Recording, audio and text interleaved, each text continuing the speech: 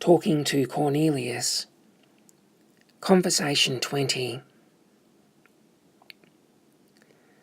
Imagine you descend from a ship after months at sea and feel the firm earth of Melbourne under your feet. You look around at a strange, bright, bustling new world, an ocean of tents on one side of a river, lines of substantial buildings along dusty streets on the town side. There's so much going on that it's hard to imagine the town is no more than 16 years old. And everywhere, the talk is about a new kind of social equality that's happening in this place. Jack is as good as his master. That's how the saying goes. Gold has left the order of the old world in the dust. Here, every poor battler has as good a chance as any to strike it lucky and find himself part of this upwardly mobile reality they've started calling the new aristocracy. Let anyone bung on their upper-class pretensions in this town and see where it lands them.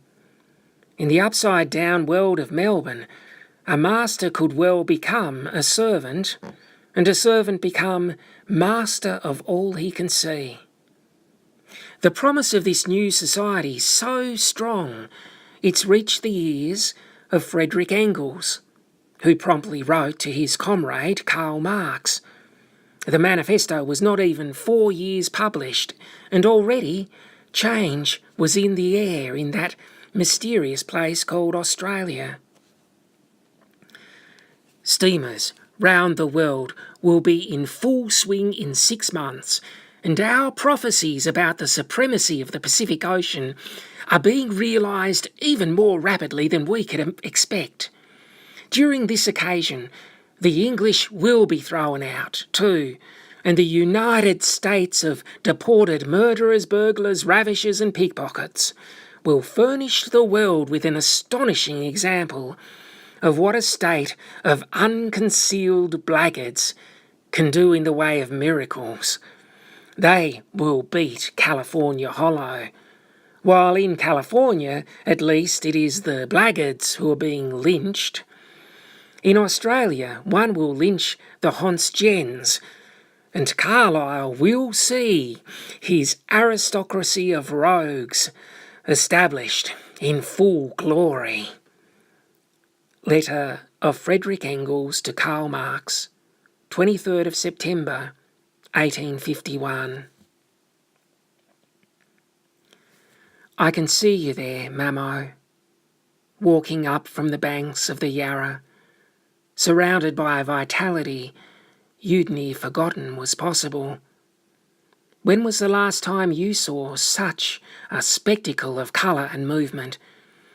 Maybe that fierce proud day when you were 17 and the Liberator came to Ennis. Eternal rest to you, King Dan. But now you're in your mid-20s, Mamo, still young enough to have the promise of years to come about you, as you stand on the threshold of the aristocracy of rogues, with every variety of accent ringing in your ears. A hoax. Yesterday Mr. George Say amused himself in cooking up a cock and bull story about gold being found in the gutter at the corner of Lonsdale and Swanston Streets, and very near his late public house, the St. George and Dragon. He had the impudence to bring a specimen of it, as he called it, to our office, and told all manner of lies to induce us to perpetrate the hoax on the public.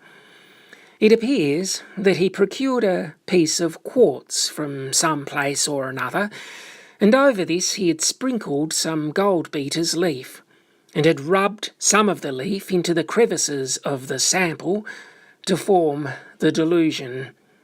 If Mr. Say gets his windows smashed in some fine night for carrying on such vagaries, we will not pity him.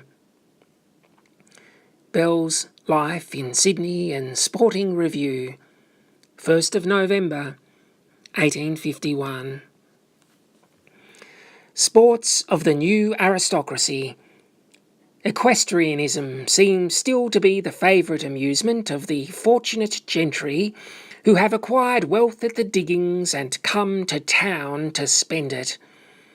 Parties on horseback may be seen in all parts of the town and at all times of the day, sometimes accompanied by ladies, performing the most astonishing and novel feats of horsemanship.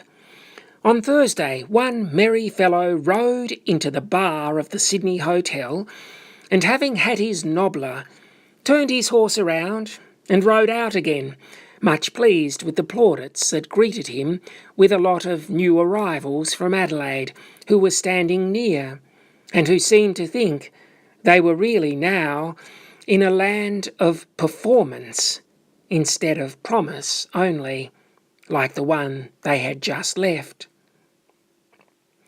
The Argus, Melbourne, 20th of January, 1852.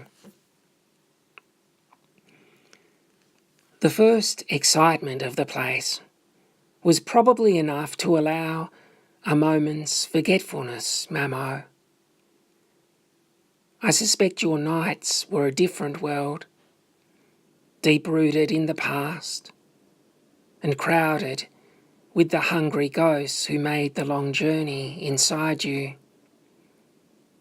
What was it like to leave a place where the dead were rolled out the windows of workhouses and let fall into pits below, where those rolling green fields covered mass graves, and where the old social ways had died because of the isolating fear of the cholera? Was there anyone left to fare well after those years of famine? More than 1 million dead, more than 1 million leaving.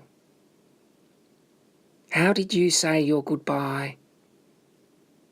Was it a farewell at a crossroad, as so many farewells were, with everyone watching until you were lost to their sight?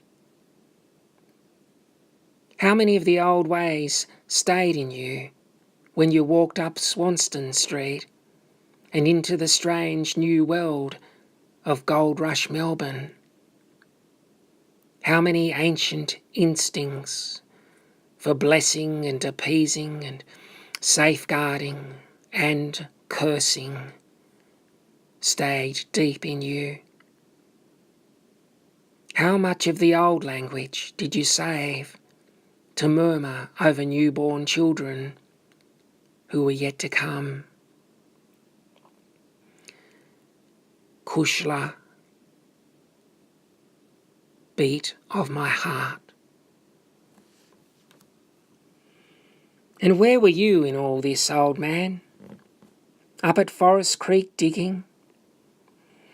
Judging by the fact you had taken a magistrate to court in Van Diemen's Land, you must have avidly participated in the talk around the diggings that this country was on the road to becoming something new. That infectious, near-revolutionary idea wasn't just confined to the colony of Victoria.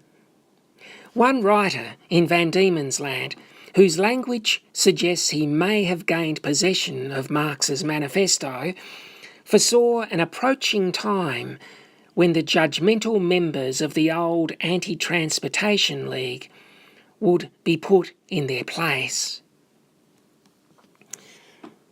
The fact is palpable. Van Diemen's Land will be dismembered, and the supporters of the League organ will go too. Then up goes the donkey. A righteous retribution will carry devastation into the camp of the enemy. Already the Leaguers begin to quail. 'Tis a fearful panic, a moral convulsion. If all the discordant elements in nature had gathered in one tremendous phalanx to curse the earth, Greater fear, alarm and consternation could not pervade the minds of the Leaguers. And why? Because they, insolently, and with an almost atheistical pride, deified themselves, took the government of God out of his hands, and impiously said, "We decree that this colony shall now be free from large importations of ignorance and crime." And moral force was not sufficient. One of the League agitators from the Emerald Isle talked about physical force. And for this pride and insolence, the Leaguers are humbled to the dust. The yoke which they imposed upon the productive classes will now gall and fret their own necks. Jack is as good as his master. Labour is equivalent to a large capital, and as labour is now scarce, property become depreciated. The truth is, the poor will become rich, the rich will become poor. Property must change hands. Many tons of gold have been placed to the credit of the poor and despised. And as wealth increases, new and splendid cities will soon be built in the vicinity of the goldfields, and Victoria will become the pride of the whole earth. This, then, is the first year of the redemption of the sons of toil, and therefore let some memorial be raised, not to folly, bigotry and intolerance like the League flag, but as a memento of a bloodless triumph, of patience and endurance over rapacity, cruelty, and the contempt of landlordism and inflated autocrats. The Cornwall Chronicle, Launceston, 31st of December, 1851.